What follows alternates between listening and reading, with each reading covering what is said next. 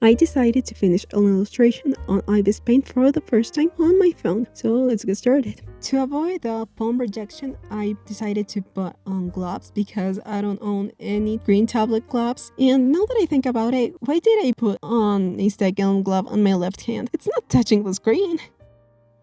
I chose Rimicha from Fragaria Memories as my victim today because I'm way too obsessed with both his design and Fragaria Memories in general, so I really wanted to draw someone from it, and I really like his hair, his eyes, his eyelashes, and his what I called mayoi teeth or boot heel teeth, which are really fun to draw, so this is gonna be fun. I chose the mechanical pencil 3 for the sketch. To be honest, this was kind of weird because I'm way too used to my brushes on Procreate, so it feels kind of weird from picking the right pencil for sketching in general, also because the phone is way smaller than my iPad, so it didn't feel that natural or that familiar.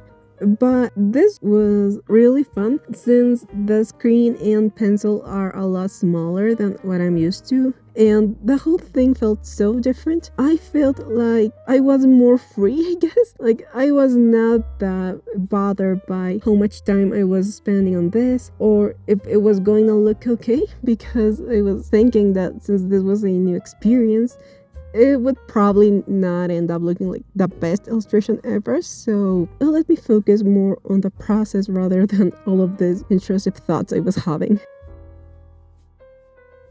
This is actually my first time drawing Rimicha, but this is not the first time I used Ibis paint. I used to use it before I got my iPad, so this is just the first time I'm finishing an illustration with this. I have Ibis paint on this phone, but I haven't really used it to draw that much. I only use it when I'm out and about and kind of bored, but I'm just doing some simple faces and then never doing anything again.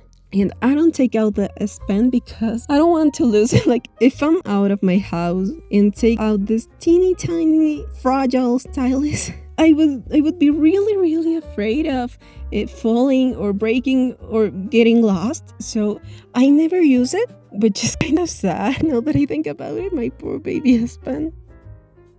All of the references I had for Rimicha were dynamic, like his hair is moving, so drawing it properly felt kind of weird. Like I didn't know how to draw it properly, and I was only using the reference window on Ibis Paint because I thought it would add to the challenge, you know? I didn't plan out my brushes, I didn't plan out my references, I just winged it all the time.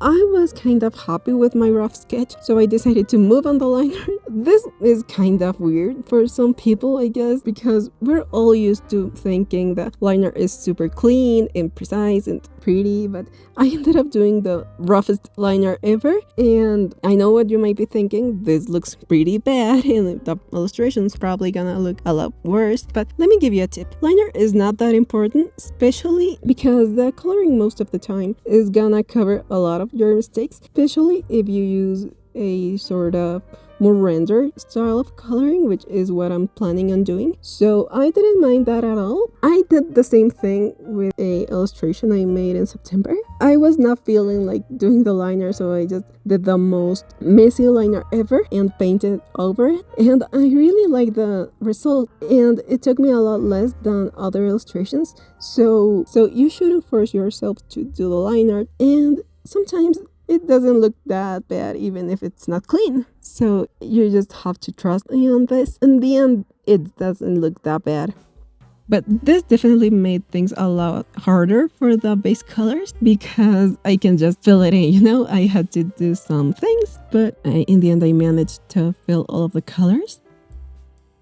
I always start by coloring with the face and the skin in general. I add blush to the cheeks and nose, sometimes the lips like in this case, and then add some really strong shadows. I really like adding really saturated and darker shadows on the skin. So I did that for Rimicha as well. And since the color I chose at first was kind of similar to his hair color, I ended up changing it a bit to make it more on the red side.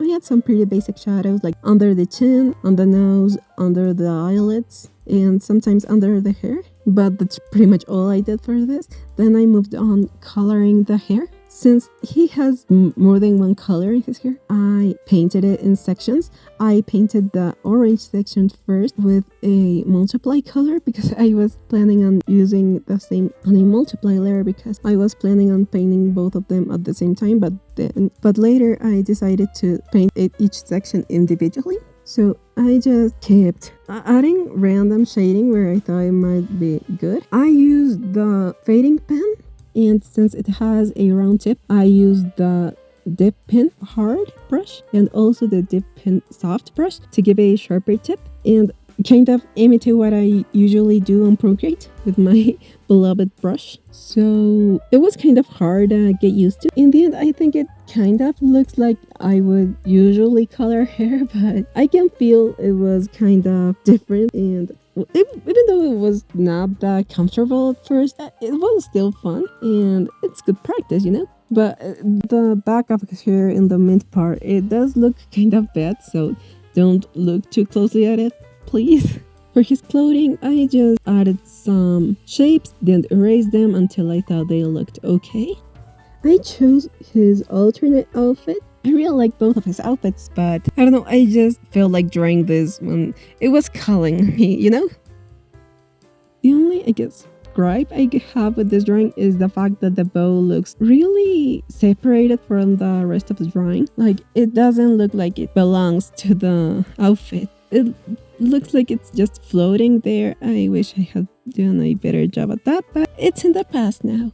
For the eyes, since he has some really original eyes, I didn't really know how to shade them. I used a multiply layer on top of it like I would normally do, but I usually add highlights in a lighter color than the base color. But since he has both red and blue irises, it was kind of weird. But I also tried to make the eyes look somewhat true to the original, so I hope I succeeded. Everything was kind of done at this point, so I was just adding some final details, like cleaning up some shapes, cleaning up some details.